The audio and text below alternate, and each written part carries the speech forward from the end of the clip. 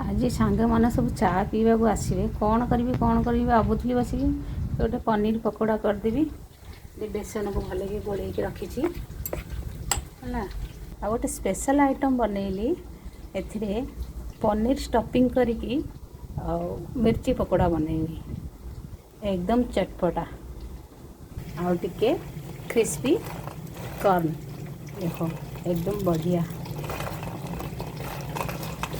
या सहित चा मिर्ची पकोड़ा साथी को गोटे बढ़िया एकदम तीखा चटपटा हरी चटनी आ ये हूँ मुआ गुड़ रे मुआ करी